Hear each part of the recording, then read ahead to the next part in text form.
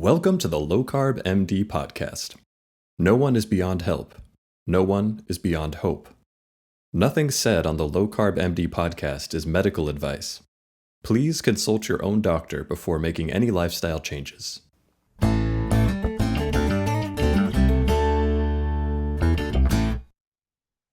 Hello and welcome back to the Low Carb MD podcast.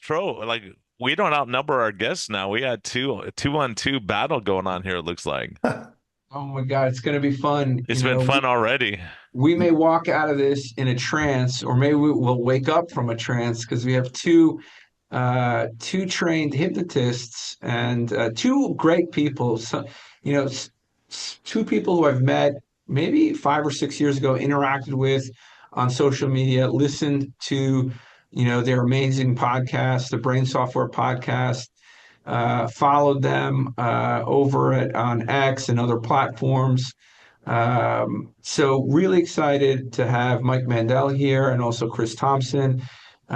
Just super excited to talk about everything hypnosis and all the science and all the and their personal journeys into the space of, because I know they're both passionate about metabolic health, weight loss, personal development, things that we have talked about for a long time. So super excited to have this. And I know it's going to be a blast. I know we can talk about anything. And hopefully we do. Yes, we will. Maybe I'll hand this to you, Chris, because you're the CEO. I'm just the hired talent. Yeah. Okay. So I'll just start really quickly. And first of all, say, guys, I've been listening to your podcast ever since you launched it. Mike and I have been talking about it since you launched it. We're huge fans, obviously. So it's a huge honor to be on the Low Carb MD podcast with you guys. And Tro, you were a guest on the Brain Software podcast. Oh, this is going back at least 2-3 years now. Yeah. And Brian, it's our first chance to connect with you at least on Zoom. So really honored to get to connect with you guys. And we're going to talk all about I think we're going to talk today about how hypnosis works so well in conjunction with standard medical treatment or not so standard medical treatment, because unfortunately not enough doctors are pushing the same message that you guys are with respect to diet first and exercise and avoiding pharmaceuticals as the first line of defense or first line of attack against a problem. And I got so involved in this years and years and years ago because I started to realize the power of hypnosis, the power of our own minds, when I was just in university and I saw Mike do a stage hypnosis show at my university. And that just got me hooked because I thought hypnosis was fascinating. I thought, very entertaining, hilarious watching people do these things that he had them doing up on stage. But it wasn't until the next year when he did a Brain Software keynote at my university. And that's when I really started to understand, oh my goodness, there's so much power here. And long story short, we ended up getting into business together in 2008, become best friends. We've been doing this for a long time. And he is my absolute wizard instructor, has taught me pretty much everything I know. So over to you, Mike. Well, it's great to be here. As Chris said, I won't repeat the obvious, but this is exciting for me because Chris and I are great believers in bringing hypnosis into the medical community and the psychiatric community and others as a modality that is largely neglected. Even though the American Medical Association declared in 1958 that it is a legitimate medical modality, a lot of people still see it as woo-woo. And so Chris I was drawing 6 people to a training back in the early days, and we just could not promote it. I connected with Chris. He quit his job, started promoting me, and he said, we're going to position Toronto as the hypnotic world epicenter. And that's what he did. And when 2 psychiatrists came from Singapore to train with us, we knew we were doing something right. And so we love training medical professionals and ordinary people to utilize these powers that by and large are neglected, and use it not in place of traditional medicine, but alongside it in a truly complementary form where we can do things like we can do a complete immune system retrain so allergies disappear in as little as 10 minutes. And we do this every time we do a presentation in Toronto. And the amazing thing is, it's not just us. Our students are able to do it at the end of the training too and erase phobias and anxieties. This is powerful. And if we are going to first do no harm, even though we are laymen and not doctors, it's a great starting point because used properly, hypnosis is not going to make anything worse. And it can come alongside even in things as simple as if someone suffers a serious burn. I've experienced this myself. If we get to the person hypnotically within 2 hours, one is even better. We can prevent bradykinin release And what happens is the burn, the intensity goes right down, the pain disappears to such a degree that hypnosis should be a first line defense whenever somebody is burned. It should be the very first thing that should be done, probably after flushing it with cold water for a while. But so we're seeing that there is a renaissance now in understanding and wanting to learn hypnosis, and we're seeing more and more doctors and nurses using it. Is the biggest explosion of hypnosis since the 1880s. And I think it's an absolutely fantastic thing that really excites us. Yeah, I want to come back because I think you hit the nail on the head that there's a lot of, I was trained in evidence-based medicine, right? And when I approached the metabolic health space, I, looked at things, very critically and with a very sort of rigid mindset. And then my eyes start to get opened. I looked at the Harvard placebo group, and looked at the power of placebo and nocebo that they've shown. Then came Wim Hof, who said, hey, all you need is cold exposure and a bit of meditation, and you can, modulate your immune system. And then I looked into the studies that he actually did, and, he put his money where his mouth is. And then, you sort of look into, the Western, the Eastern, the where East meets West, the meditation data, and you look at it and you look at how monks in Tibet are able to bring down their heart rate to 40 and bring up their heart rate to 160 using sort of meditation. They can adjust their core temperature up and down the other way. And then you look into, like, even in psychiatry, sort of physical feedback modalities and how they can alleviate anxiety and even, in people with ADHD, sort of certain audio patterns that can just, provide relief. And you put all of this together and you're like, wait a second, there's a huge, big black box that we don't quite understand. And I think, that's what got me intrigued by hypnosis. So I'd love to hear a little bit more about it because I think the listener's going to hear, hypnosis for my burn, and maybe they'll roll their eye, but maybe you can walk us through, walk us through it all. Let's look at that one because it's such a great example. I learned about this from Professor Dabney University, somewhere in Louisiana. He was professor of psychiatry and psychology. Oh no, surgery as well, which is an odd mix. And he said if you can get to the burn within 4 hours. I found it better within 2. And I taught this for years. And Chris knows the story well. I was up at a small cabin we have in northern Ontario in a pristine lake, and I was cooking spare ribs. But they're pre-cooked, so I'm just heating them up. And I had the oven at 425 or 450 they were on a heavy, heavy tray. And I took them out of the oven, put them on these 2 trivets, and I had the mitts on, and set it down, took the mitts off, turned back, and brain dead. I turn around again and see it slightly sticking over the edge of the counter. So I grabbed it with my bare hand. I mean, this is steel, just out of my finger stuck to it. It was so hot. And just to straighten it out. Yeah, some colorful language.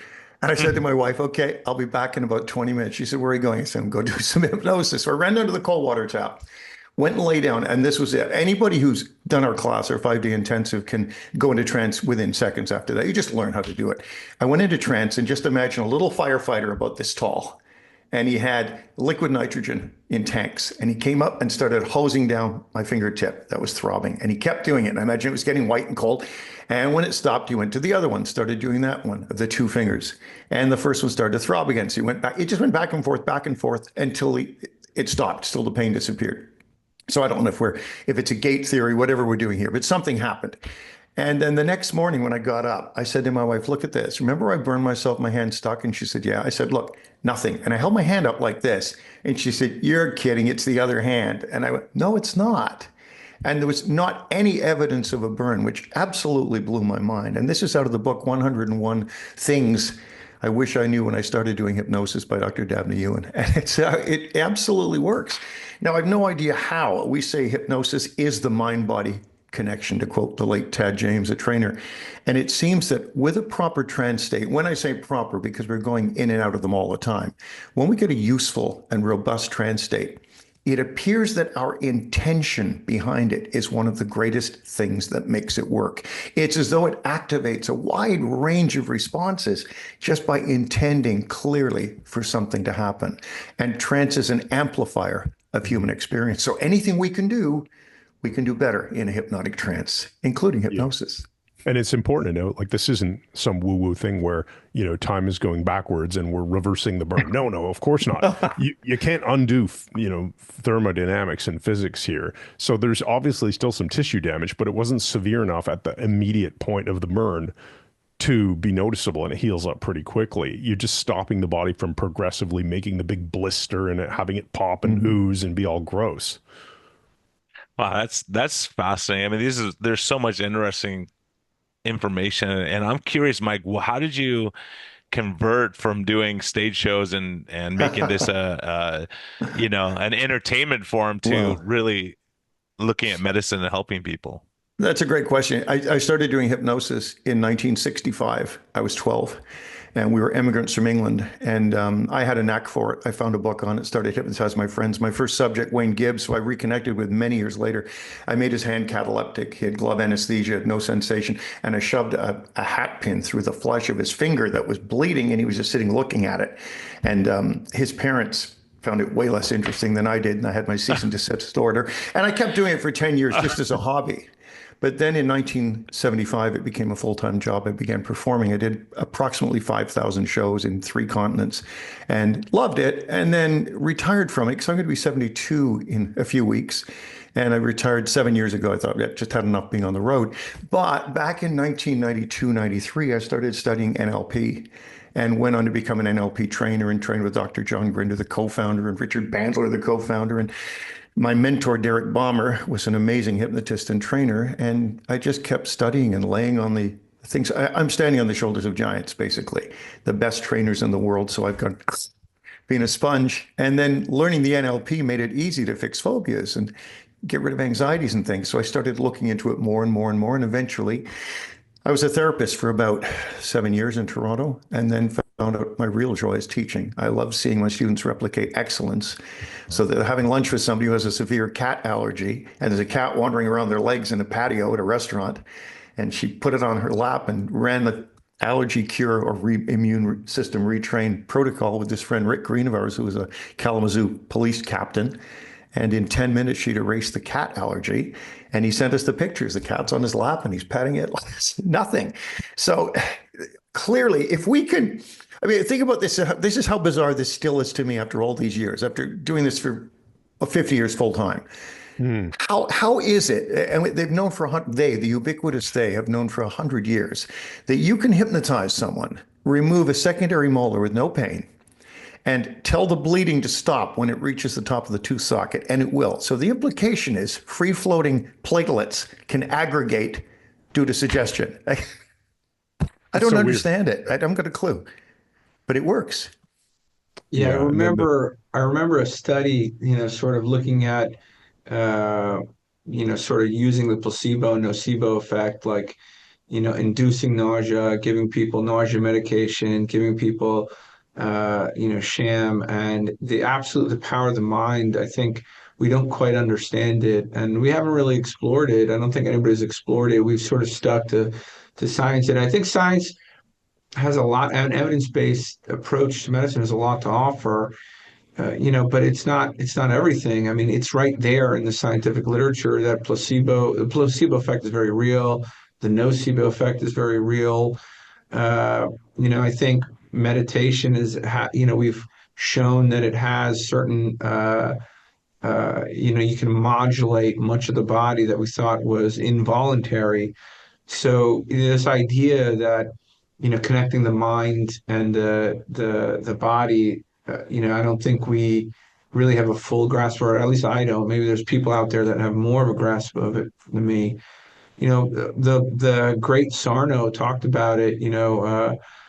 John Sarno talked about it in back pain, the mind-body connection, and its impact of the manifestations of pain and through our emotional state. So I'm just curious, like, you guys are probably closer to the literature. Is there something we can all read, educate ourselves? You mentioned educating, what would you recommend, the skeptics out there pick up and read that are hearing you say this? My first choice would be the Oxford Guide to Hypnosis. It's a tome. It's a good book, but it's just scholarly literature, and it goes through everything to, working with lie detectors, of polygraphs of people in trances, and seeing if they have observer effect, and all, whether pain is actually mitigated or if it's exactly the same and they're just saying it. I mean, it goes into everything, and the studies are there. But what I run into quite frequently, this wonderful paradox, this double bind, is people will say, well, there's no evidence that intervention such and such works. And you say there's all kinds of evidence. There's this study, this study, this study. And they say, yeah, but that doesn't count. And you say, well, why? Well, we didn't do the study. You say, well, do the study. Well, why would we do the study when there's no evidence? It's like, so there's an entire body of literature that just is not looked at by a lot of people because it doesn't fit their paradigm, I guess. But the test of a model is its usefulness. There's no other test. Well, that's the hard thing, is a lot of people aren't going to do research like on prayer and meditation, all these things, because they say, well, people aren't going to take me serious. But when you see the outcomes that are improved, you say, well, we have improved outcomes, right? How the power of the mind works. And you two can correct me, but I talked to another hypnotist, and I said, it kind of scares me that like you guys can make me act like a chicken or do crazy stuff, right? But it's interesting. The person I talked to was doing stage performance, and he was an observer in the crowd, like Chris would be with you, Mike. And this lady came up and he says, when your husband comes out, you're going to remember all the bad things he ever said, all the mean things, all the nasty words, and you're going to cuss him like a sailor. And he comes out and they ring the bell or do whatever. And she just looked at him, got red and hot and sweaty, but she didn't say a bad word. And afterwards, the observer went in and asked her, said, how come you didn't cuss like a sailor like you're supposed to? Were you not hypnotized? She said, I don't cuss. So there you go. I was told you can't do something that's against your core beliefs. Is that correct? Right. Pretty much. Hypnosis is entirely context driven, as is all meaning. And when I was a therapist, used to people come in and say, oh, I saw a hypnosis show, but I don't want to quack like a duck or bark like a tree, whatever. And I'd say, well, why would you think you would do that? Well, I saw a show and they did that. Oh, but were they forced to, or did they volunteer? Well, they volunteered. So they knew what was going to happen. It's a consensual state. And as soon as the person gives up the consent, they come out of trance. They still have this vestige of the conscious awareness present that's going to say, no, that's going to violate your moral code. You're not doing that. Yeah, they either come out of trance, like Mike said, or they just don't act on that suggestion. So she got the red, fleshy response, but she didn't say anything bad because it was comfortable for her to stay in that trance, but without acting on that particular instruction, right? And then when she got home, she cut his head off with an axe. That's a And part of the story that's left out. There's so much here beyond, of course, the entertainment angle. And we were just doing a podcast ourselves this last few days with a good friend of ours who's stayed in the entertainment industry. And I was asking them both, well, what caused you to stay in the entertainment space? Mike, you moved on into the therapeutic space, and the NLP angle was the big difference. He got really interested in that, which is what got me very much interested. What is NLP, by the way, for us rookies? Neuro-linguistic program. Oh, okay. Oh, yeah. Okay. Got it. Yeah. So it was Richard Bandler and John Grinder that co-created it back in the 70s. And they did it by modeling 3 different therapists, one of whom was Milton H. Erickson, probably the goat of hypnosis. He was the goat. He was the goat. He was absolutely amazing. And so when you said what books, if you want a little heavier reading, I'd go at the collected papers of Milton H. Erickson. It's fascinating. And if you want to go really heavy, here's a brick from Milton H. Erickson's house. From Phoenix, Arizona. That was telling a fanatic. Wow. Yeah. Mike thought it was just a joke and was about to throw it away until he realized it actually had the plaque on it and everything. From the Erickson Foundation, yeah. But, this, I don't know if you guys want to dovetail this into a conversation about how hypnosis can help people on their weight loss journeys and fitness journeys and things like that. But it's amazing because if you can fix things like burns, if you can help people with things like allergies, and we've seen so many students have come in with lactose intolerance or oysters. Most recently, we had a woman in a class and she was moving to I think it was in Halifax, Nova Scotia, right, Mike? It was in Nova Scotia. And there was going to be a oyster farm on the property, and she loved shellfish and oysters. And at some point in her past, lost the ability to eat them without a horrible gag reflex, horrible stomach pains, throwing up, all kinds of bad responses. This was fixed in 10 minutes in the class, and she sent us 2 forms of video evidence after the fact that she was comfortably eating these foods. So when you can fix something like an allergy or a food intolerance of some sort, that can unlock a lot of changes for people that make the changes that they want to make, let's say healthy eating, a lot easier, but also the under what's the word I'm looking here for, Mike? Undergirding. Thank you. The emotional problems that are going on in people's lives, the stresses, all the, for lack of a better technical term, all the crap that people are dealing with. If they can help resolve that, it can really support the kinds of things that they know they should be doing that they struggle to do in terms of diet, exercise, you name it. Can you just rewind that for a sec, Chris? Because that's a great explanation. I just want to make it clear to the listeners. When we do an immune system retrain, I invariably tell them, go to your doctor, go see an allergist and have it tested. Don't test it yourself. Yeah. And, if it's something like lilacs, you can't smell without sneezing. Yeah. But that's crucial. It should be confirmed. Generally they don't always listen. Like, people have sensitivities to animals or something like that. In fact, I used to have a dog and cat and all that allergy gone now, which is wonderful. And we have a little dog in the house. But we would never have anyone test this inappropriately. And especially if it's going to be something that triggers anaphylaxis. Anaphylaxis, yeah. You would not, oh, go ahead, you'll be fine. No. Horrible. Yeah, I don't think most people understand that most allergies can be desensitized, and that I'm not recommending anybody out there who has anaphylaxis go desensitized, but just getting over the anxiety and exposing yourself to something again and again and again. Your body can adjust. I mean, we do this, allergists do this every day. We literally calm people down, sit them down, monitor them, and give them a smaller and smaller, a larger and larger dose of a known allergen. And what is that doing? Basically, you're taking them, putting them in a, nice comforting area, sitting them down for 20 minutes, observing them for 20 minutes, and giving them a small aliquot, which, by the way, costs about $1,000 a shot, right? So we desensitize. So this is a current, state-of-the-art practice, standard of care, desensitization, which is basically saying, hey, chill out, you can do this, and let's give you bigger and bigger amounts. It can cost upwards of $15,000 or $20,000 or $30,000. The listener may hear that, like, so there's a big component, I think, of just acknowledging the stress and knowing that allergies. It's a huge, and Chris bringing that up is a huge deal. Like Tro and I say, the biggest cause of falling off a lifestyle plan is stress and lack of family support. And so if we can work on this sympathetic nervous system, the more I'm around, the more I'm looking at, I mean, I got picked on a little bit because I was talking about the gut microbiome, but I just read a paper and it was, if you're stressed all the time, you're getting irritable bowel syndrome, ulcerative colitis, all these things, autoimmune disease of the gut. But it's that sympathetic overdrive. I heard Tro talking about, adverse childhood events. I thought, what's he talking about? Like, has nothing to do with that. Was like 40 years ago. And you start looking at the physiologic effects that you're in this overdrive stress state all the time. And that's what we're dealing with, people who are stressed out. And the worst thing we could do is say, you have a stressful job, bad marriage, whatever, all these things, and go, this is killing you. Like, that's not helping me. I'm already stressed out and you made it worse. Yeah. And that's the thing we think as far as hypnosis and therapy goes, whatever we're dealing with, stress and anxiety or, whatever, chronic pain. Erickson used to say that people become your patients or the doctor's patients because they're out of rapport with their own unconscious mind. And we found a huge amount of truth in that the unconscious wants one thing and the conscious mind wants another. And when we have them aligned where the unconscious mind is supporting what the conscious mind wants, then change happens really quickly and it tends to maintain as well.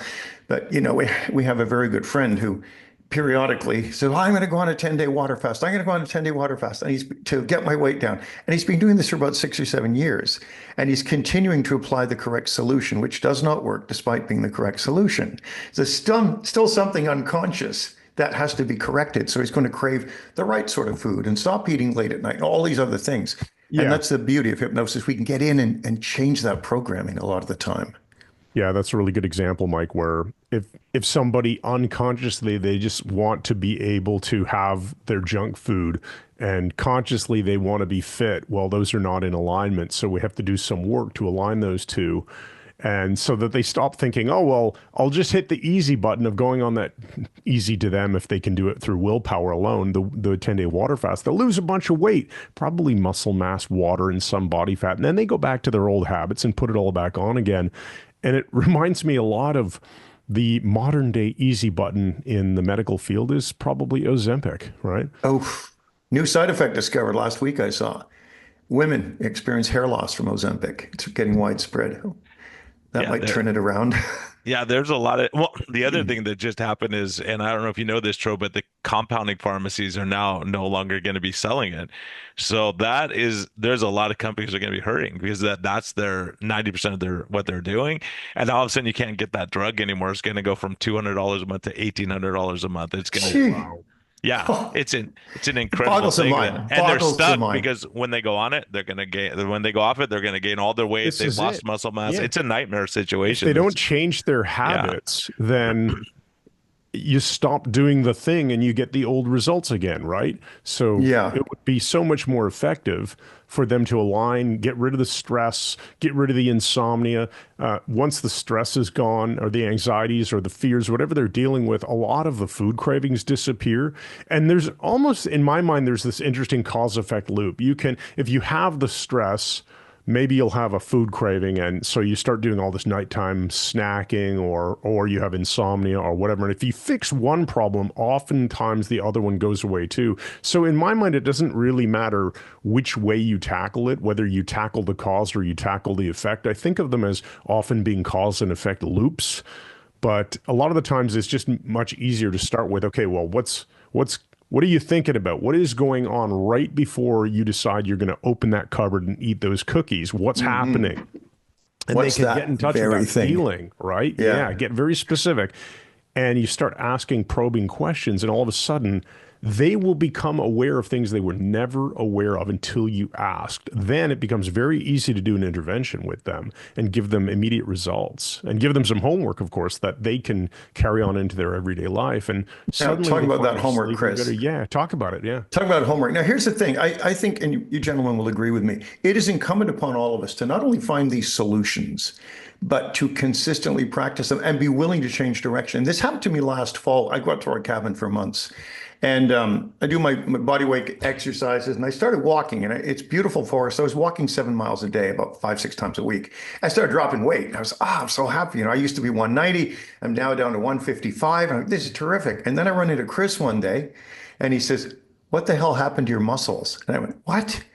And I went, "That's right. I couldn't lift a water bottle properly anymore." I had sarcopenia now because I'd neglected protein. I'd neglected the muscle, the strength exercises, had focused entirely on walking, and that was a mistake. So then I got into the creatine and got into protein and muscle, building muscles again, and everything reversed. But if I had not been aware because of him prompting me, well, would I get down to 120 pounds and be really pleased with how well I'm doing and look like a twig? It's a constant self-evaluation, I think. We have to keep looking and seeing what results we're getting. Yeah, you're back to looking like a lean, mean Royal Marine. Frickin' A, man. Wow, look at that. I want to like sort of explore what you guys talked about. Most people know what to do, right? They know what to do. Like, eat real filling foods, don't eat foods that control you, and don't eat if you're not hungry.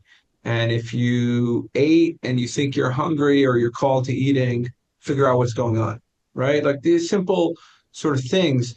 It just becomes a lot more complex. And what makes it more complex is the emotions, the sort of the emotional and psychological manipulation seen in addictions and stress, and the mindset sort of I call it cognitive dissonance that we just accept into everyday living. I deserve a little bit, what's one little more, all those games that we sort of say. And if you step back and you really analyze, well, what would make it so that the person in front of you can't understand that there's emotions involved here, that there's psychologic or sort of cognitive issues, or not able to understand the neurohormonal inputs that are driving them to eat. They were sleepless, they were stressed out, whatever. It's always comes back to, stress, a little bit of insight, certainly, right? But stress and mental health. So the mind, essentially the mind. Yeah. So I'd like to hear you guys talk about this a little bit more. Yeah, well, you mentioned about emotions. Let me tell you when I had fibromyalgia. This is an interesting thing. Tro, it seems from your name you must have Armenian heritage. I don't often hear because I had an osteopath, Dr. Demerjen, and that's how I knew. Trained in Scotland. And interesting. I had fibro a number of years ago, and I knew I had it because he diagnosed it. And there were something like 12 trigger points they checked, and I had all of them. And it manifested by when it was a rainy, overcast day, and being born in England in April, rain is in my DNA. I mean, I love rain. I'm a pluviophile. And when it rains, I'm happy. But I went through a phase for 6 years when it would start to rain and my body would ache like I had the flu in my biceps. And I'd lie down on a hard floor and just feel terrible. I wound up going to Demerjen, and he would put me in a scalding hot bath. He'd do cupping and he'd massage microfibers of my muscles. It was agonizing. Then he'd do acupuncture. I'd go home and he would have turned the pain down about 80%. I'd have a hot bath with Epsom salts, take over-the-counter codeine, Canadian codeine with aspirin. And I'd feel better for a couple of weeks. It would start coming back. And then one day, my niece, who was a naturopath, said, "Uncle Mike," she said, "go after the emotions underlying the fibromyalgia. What changed in your life?" And I went, "Oh, crap, that's interesting." And it turned out that my wife and I went through a major, major crisis with family at about the time the fibro came on. Yeah.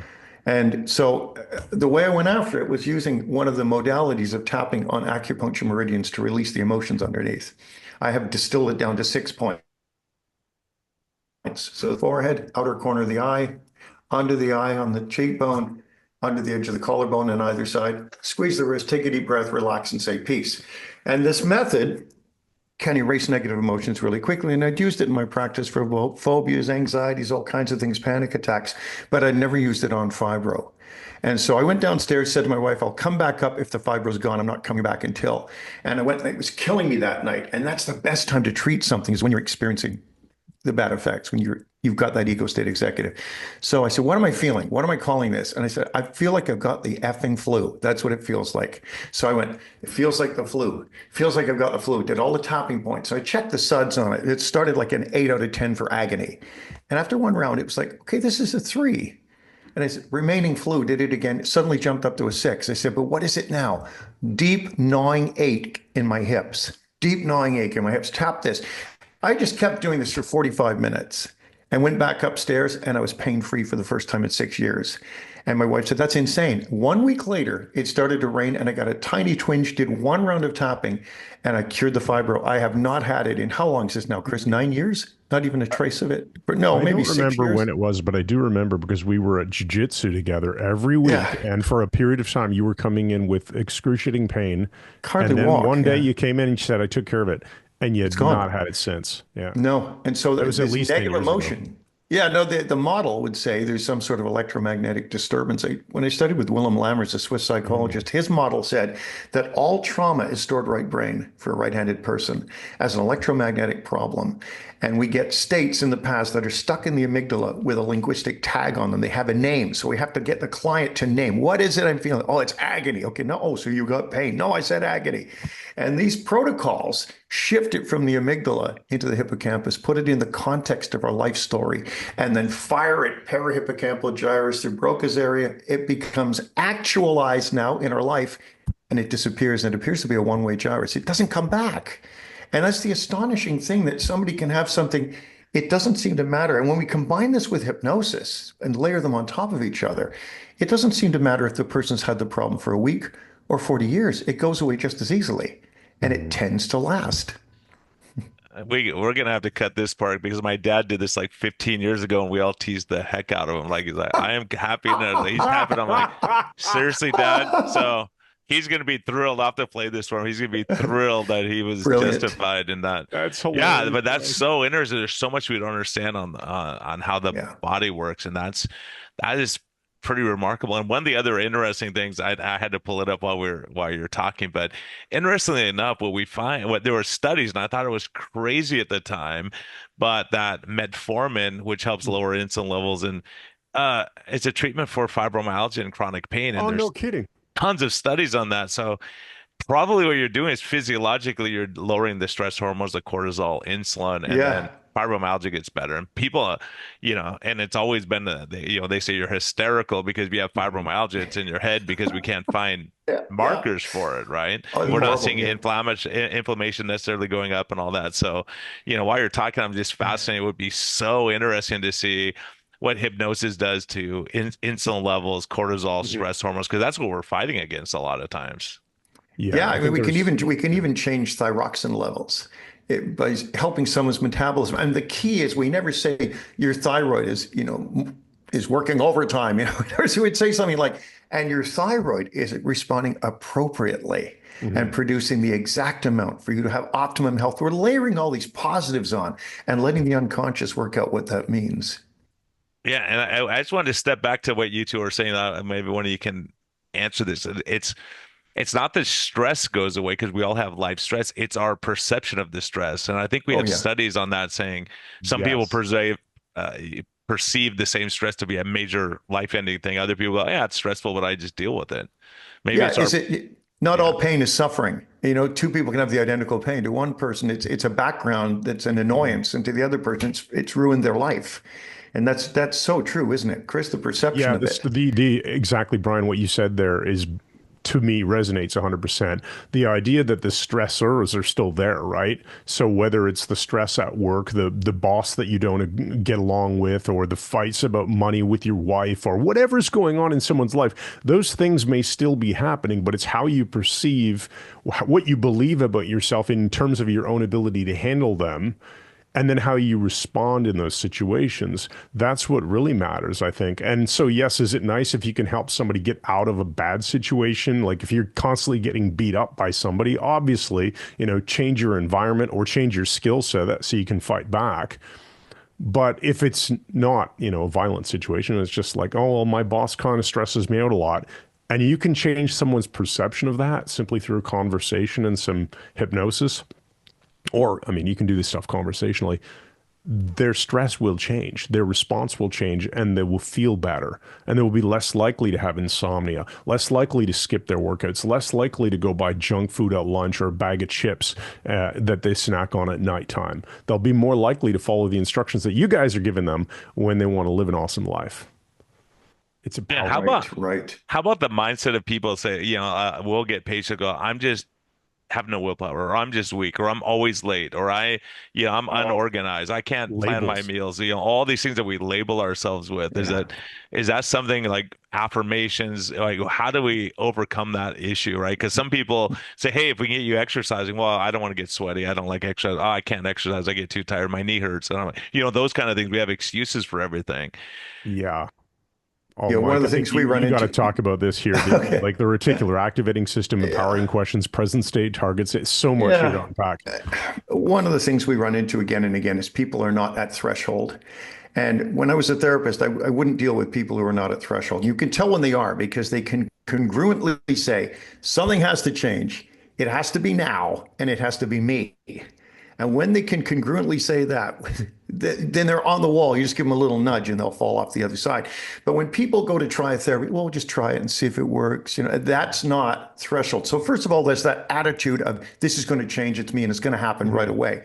And then we give them the power to do it themselves. And one of the things, as Chris said, we work with the reticular activating system, what they notice, let the unconscious begin to present things to them. And the way we do that is we tune it with empowering questions. So we'll say, what do you want? Well, I don't want to be tired. No, you're telling me what you don't want. What you don't want is an infinite list. You don't want to be a tin miner on Jupiter. There's an infinite list there.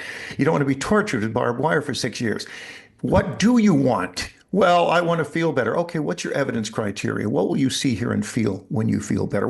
How will you know? And then we can start having them create questions. Things like, so today, as I go out into the world, what will I do to move towards that empowered state where I'm strong and healthy? And let their unconscious mind answer. Then we start to build in presuppositions. As I feel better today and get stronger and healthier, what will I do to enjoy my life more? And by asking themselves 3 to 5 of these powerful questions every day, they're tuning their unconscious to notice snippets of conversation, a book on a shelf, all of these things that when applied to them can absolutely transform their lives. I mean, that's one of the easiest therapies, is to simply work with empowering questions and teach people to shift their internal state. And of course, by doing that, I mean, it's got some CBT access points as well, because what you're really doing is you're building a new neural pathways. You're interrupting the old one. And of course, that begins to be pruned over time. And as they keep asking the questions, they're just changing things. The brain loves questions. So we change why questions to how questions. Gesundheit. Thank you. Do you guys find that patients, I guess in your case, you can call them patients because you guys are doctors, we call them clients or subjects, but do you find that they will come to you and expect you to make them do these changes? Like it's a magic wand going to see their doctor and they're going to get a magic, like a prescription, you take a pill and the pill makes me feel better or makes my infection go away. Because I ask that because a lot of the times people have this perception that if they go to see a hypnotherapist, the hypnotherapist will push magic buttons and make them not dance like a chicken, but in this case, let's say make their anxiety go away. But it's really a conversation, hence all of this doing the work and learning about the client's problems so that we can ask questions and keep them involved. So to us, a session is never close your eyes and I'm just going to read these magic words at you and you're going to magically change. No, it's an interactive session, right? Where they're nodding or they're imagining things. So we're getting their focused attention and their imagination on things. And it dovetails so nicely into what Tro said earlier about things like the placebo effect or the nocebo effect. If we use our words powerfully for someone's good, we can have them imagine benefits and we'll get the result, right? So just like if we can have somebody, as you described, getting micro exposure to something that they were sensitive to and it reduces their problems. What if they don't even get the exposure? What if they just imagine getting the exposure and everything's fine? That effectively works very much in my mind like the placebo effect and causes change. But that's why I was wondering how does that resonate with you guys in terms of clients coming in and expecting you to just be their magicians? Well, You take it, Tro. I'll yeah, I'm going to tell you. Well, we are the magicians, right? I mean, you guys are the magicians, right? Like it's our job to be the magician, right? We have to walk them. So you get somebody, right? And you get somebody who's desperate, in pain, who needs help, who knows they need help. That's why they're here, and they have, like, what is it that prevents people from executing on being the most amazing, healthy person they want to be? A series of barriers, right? Often 10, 20, 30, 40. And our job is to determine those barriers. And if magical thinking is one of those barriers, then it's our job to know what they have magical thinking, and we have to address that barrier, right? Sometimes it's, I think that's sort of what you were insinuating, but each person has barriers, and we need to understand those barriers, exactly what they are, right? Emotional, psychological, cognitive, neurohormonal, physical, social, spiritual, whatever it is, right? And then our job is to walk them through step by step on what they need to do next. Because it's very difficult to ask somebody to understand 50 things that they've never really thought about, right? Like it could take years to download that information to them. Yeah. Right. And so your job is to just, what's the next thing they got to do? What's the next thing they got to do? What's the next thing they got to do? So it is, Mark Cucuzella said this the best, and I know Brian would probably agree. It is reaching down into the gutter and picking people up one by one. And I know you guys know that because you do it. you know? Yeah, I agree with that very much. It's like that Pareto principle of which are the biggest barriers that when you knock them down, and you're acting as a coach because you can't make them go and change their shopping list and change what they shove in their mouth, right? But you can coach them along that process, and I think that's where it all lines up. So you know what? I'm gonna bring this up because everybody says this, and this, we all want to be the masters of our domain, and I want to hear everybody's opinion about this. And then looking at the clock, and we have about 10 minutes to go, and I want to go for another 2 hours. So, but if you look at it, right, I haven't met one person, maybe 3,000 people. I've not met one person that didn't want to lose weight and deep into their core didn't want to get healthier. I haven't met one, and But if they believe they can do it too, right? You have to believe. Like that's, I think that's one of the big things, and I think you two will say the same thing. If someone drags their son to you to quit smoking, and the son doesn't think smoking's bad and that like it's not a big deal, right? That's an impossible task. And I think for us too, unless someone says, oh, like if you just got diagnosed with diabetes, guess what? You're all in. Like, I don't want to, I saw what happened to mom and dad. I don't want that to happen. I'm motivated. Tell me what to do.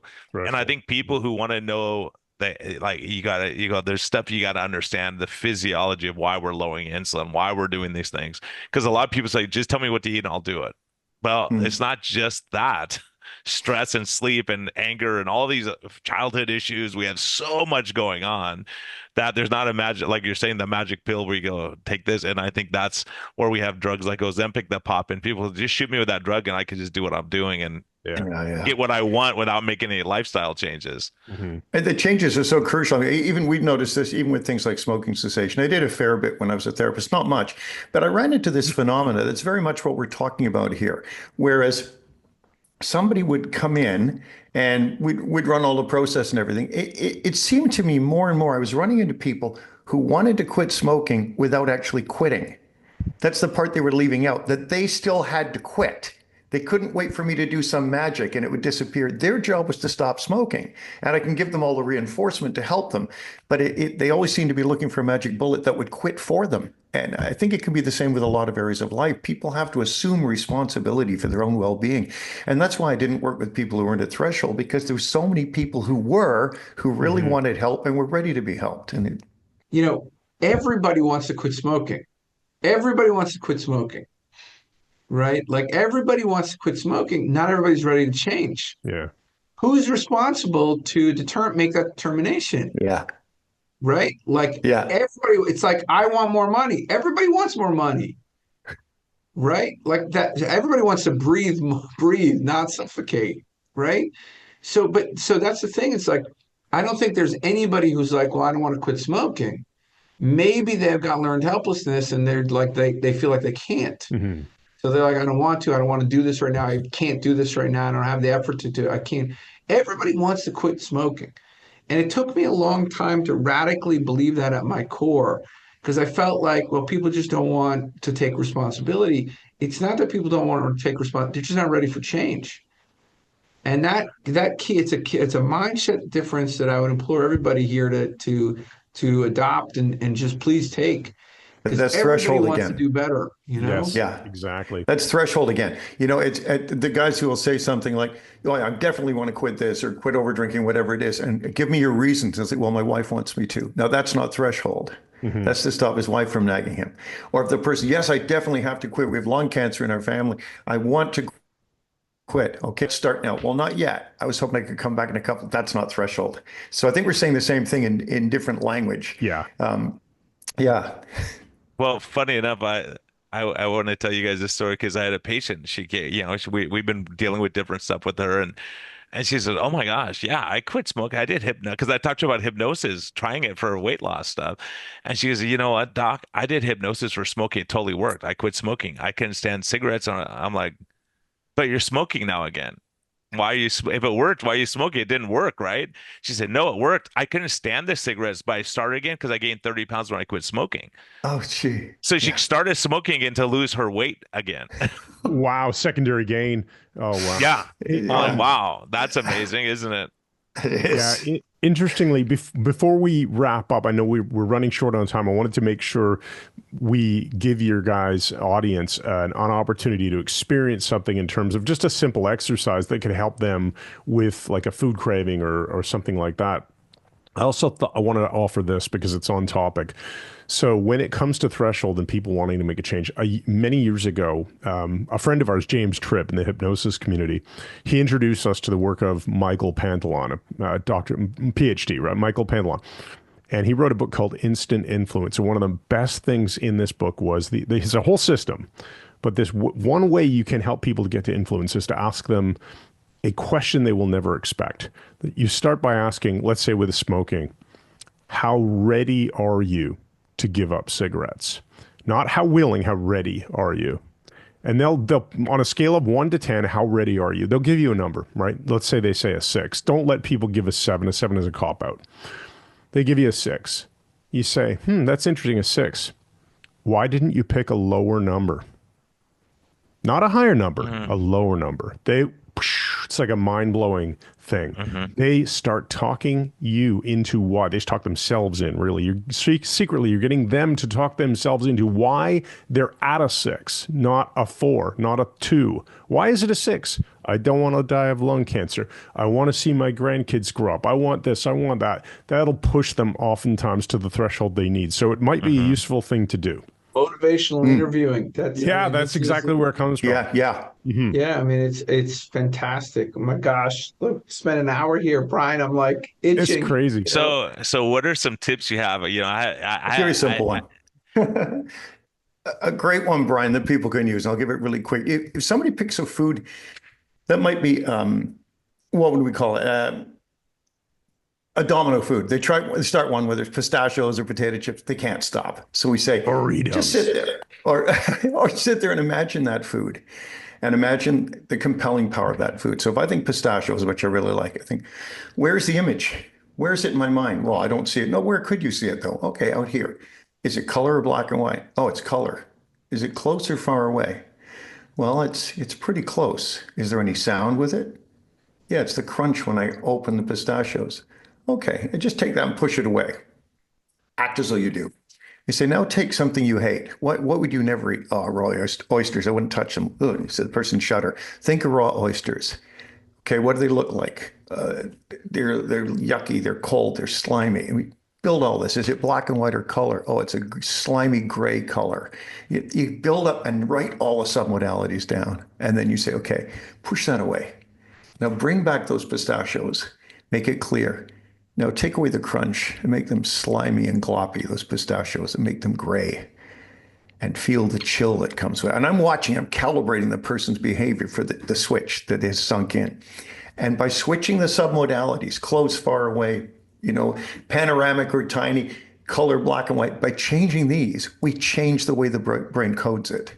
And amazingly, they'll start to like broccoli and whatever it is by changing it to what matches the things that they like and find compelling. And it's so powerful. You can do this when you go to bed at night. What was horrible about today? Take all those pictures, freeze frame them, shrink them, push them far away. It's a garbage dump technique. Take everything that was great about the day. Oh, that laugh in the comedy club. Make that break big, close, full color, vibrant, 3D, and leave it like that.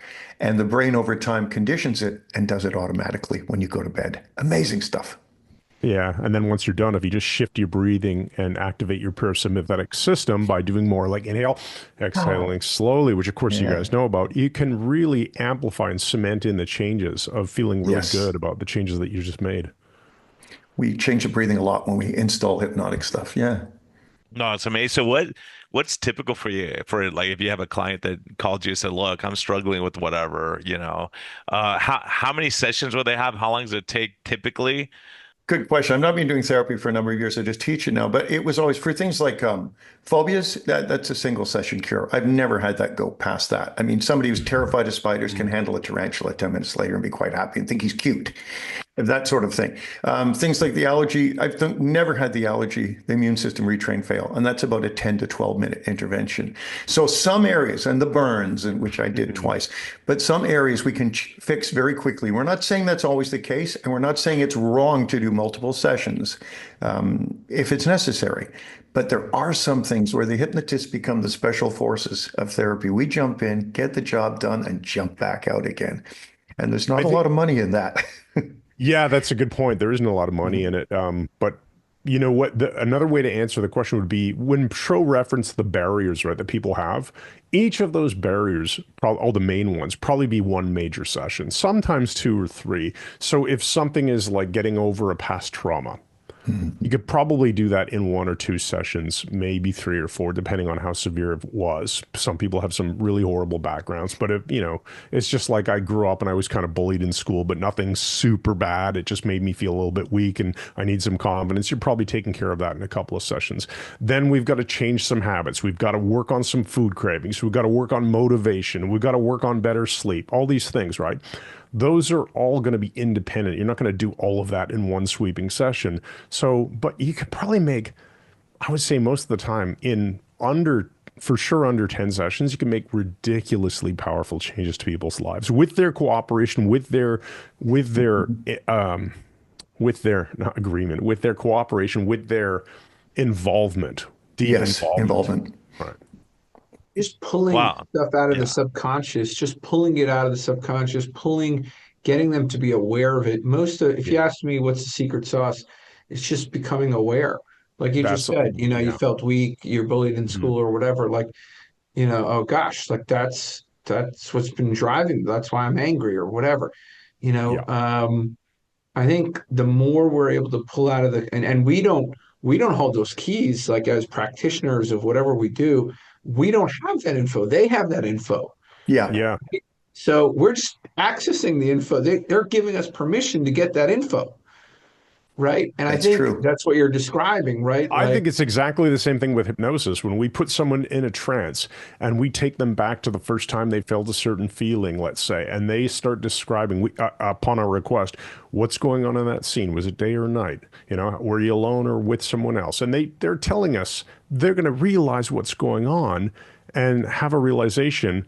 And then the whole problem kind of implodes upon itself once they're consciously aware of it. Right. Even going to the initial sensitizing event for something like a severe trauma, we can dip them into the event a few times, pull them out, dip them in, pull them out, and it discharges all the negative emotions. And then they can look at it rationally. And as soon as they do, the problem disappears again. Quite remarkable, the mind, when you think about it. Yeah. Yeah. And if they're there and you can calm their sympathetic nervous system down while they're experiencing this, because with negative events, you get all that sweating and anxious and palpitations with great winning your best award. Like it's not that emotional connection to that, right? Mm-hmm. Mm-hmm. Yeah, we say that you're not only your own best therapist, you're your only therapist. I mean, I'll say that again and again and again, because we teach people how to be good patients by being good therapists, or being good subjects, being good therapists to themselves. Mm-hmm. And in the end, that's what changes things. And do you have resources that someone says, hey, I really want to look at this. How do I do either positive self-affirmations or know the tapping techniques, things like that, if they want to just have a book or an audio source or something like that? Maybe the easiest thing to do is have people go to, we have a free audio that actually we put together a few years ago, because Mike has a history of doing these amazing audio recordings for hypnosis, but stopped for a long time. And people wanted to visit this castle that was presented in all these sessions. And so eventually I talked to Mike into it. I said, we got to make this. It's called Journey to the Castle. And I believe, let me just double check the URL that it works, but MMH, which is like Mike Mandel Hypnosis, gift, like present, mmhgift.com should redirect there. And yes, it does. Okay, so mmhgift.com. People can get a free hypnosis track that Mike created. It is an absolute freaking masterpiece. People have come out feeling like they're heroes. They have tears of joy. It happened to me multiple times. It's insanely awesome. So I would say listen to Journey to the Castle. That's a great way to get started with some very powerful methods that will work below the surface. Mike, anything you want to say about that? I'm just concurring with everything you said. I think it was my finest work. He's kind of a wizard, yeah. I'm going to listen to them. I'm signing up right now. Yeah. Get your headphones on do the and same, man. Don't be disturbed. Yeah, it's part of a trilogy. once people are through that, they will get emails that invite them to join a program we have called the Brain Software Syndicate, which is kind of inspired by our podcast, Brain Software. And it's really not about hypnosis training. It's more for people who want to learn a lot of techniques that they can use to improve their own lives. So I like to describe it as being for smart, motivated people who want to live better lives. We also, of course, run the Mike Mandel Hypnosis Academy, where we teach hypnosis and people can get certified in doing hypnosis. That's a different audience, it tends to be. So we do both. We're probably much better known for our hypnosis training, but for anyone looking more to do just self-application, our Brain Software Syndicate is a great place to go. And just want to let you know, I just signed up, so I can't wait to listen to it. But Excellent. I was the kid. I remember seeing these like hypnotists as a kid and thinking like, there's no way this is possible. So you're dealing with the ultimate skeptic. Yeah. So I'll listen to the journey to the castle. I can't wait. I already... Enjoy the ride and enjoy the amnesia. Yeah, and I think and how do people track you too down on social media, wherever they can? Is it better to go through your website, or what's the best way to track you? Yeah, on our website is mikemandelhypnosis.com. We are mostly, you'll find us on Facebook, you'll find us on X, so you can find us, just searching for Mike Mandel Hypnosis. I believe on X, we're just Mandel Hypnosis. I'm pretty sure. I'm going to double check that right now. But those are probably the platforms we're most active on. Awesome stuff, And I'll just close this with one story. When I was in med school, I'll never forget it. This lady came in and she had esophageal cancer, diagnosed, multiple imaging, biopsy. And she came in the day I was in clinic and she said, just so you guys know, I'm healed. Sure you are, right? And all these guys, they got a repeat MRI, they did scan, they look, they go, they must have messed up. They must have been the wrong patient. They could not handle, but in her mind. And so the more I look at healings and cancer, people remission cancer, they believe in something. They might believe in juicing, they might believe in keto, they might believe in veganism, they might believe in religious healing, but it's amazing how much. I would just love to, as we close, see what you all think of that. It's the intention again, isn't it? It's the intention behind it. I cured a trigger finger that needed surgery. I had 5 surgeries. This is my worst one. I went into the plastic surgeon for the follow-up. And I said, I've already cured it. He was shut up and it was gone. And he couldn't believe it. And also a wrist ganglion. The doctor said, you can aspirate that, but I don't recommend it. You don't want anybody digging around in your wrist. I got rid of it. I just could not believe it had vanished. It had absorbed. And I did that through reflexology clamps on my fingertips. Who knows what that means? Is it the right magic doll, right? Awesome the right stuff. spell. Belief does something for sure. It's guys, if there's anything I can say to the audience in closing, it is learn the power of your own mind and the power of the words that you use with others and the words that you use in your own internal dialogue, the stories that you tell yourself, the things that you say to other people. They have massive hypnotic effects, and they can be good effects or they can be bad effects. A lot of times people are walking around, they're in trance already. Our job is to get them out of the trance that they're in and put them in a more effective trance and leave them out. You got it. And just to close, one more thing, guys. Sorry, I know we're going to get out of here. I told Troy I had to be out of time, so I'm running a little late. But are there certain things that you guys love to treat, like certain things you go, oh, yeah, that's our bread and butter, whether it be insomnia or panic attacks or whatever? Are there certain things that if we were both working with clients still, because we're so busy running our academy, training other people to do that, I love working with wellness, the kinds of stuff we're talking about here. I love health, wellness, exercise, better sleep, and of course, weight loss. I love working with fears and anxieties. Peak performance, confidence. Peak performance, fears and anxieties, yeah. Taking things you do well and making them even better. Love that. He's like anxiety, awesome stuff. Superpower. I don't want anybody to take that away. No, don't take away any superpowers. Yeah. Righteous anger is the second one. I'm like, nobody's taking that away from me. I totally concur on that one. Yeah. So like, that's my superpower, man. Like people are like, do you want to be less angry? I'm like, I don't think so. No, it gives you not yet. Give me like another decade, then you can calm me down. When you get my age, Troy, you'll see it's not worth it to get angry all the time. Let's say that to Greta Thunberg. She started young. Yeah. Oh, jeez. You just compared me to Greta. Now you're really Yeah. the hypnosis has already started. You know, you knew exactly Yeah. what to say. Uh-oh. to Troy's make going to be me thinking not all wanna be night. angry. Troy, we got to Oh go my to the God. He's a castle. master, you know, Oh, You guys. turning me into a believer. Yeah. You know? Hilarious. All right, guys. Thank you All right. so Thanks much. a so lot. much. thank you so much It for has coming been on. a Appreciate it, pleasure. guys. All right. It's been a pleasure. Talk to you soon. All right. Thanks again. If you enjoy the show, please consider supporting us on Patreon by going to lowcarbmd.com.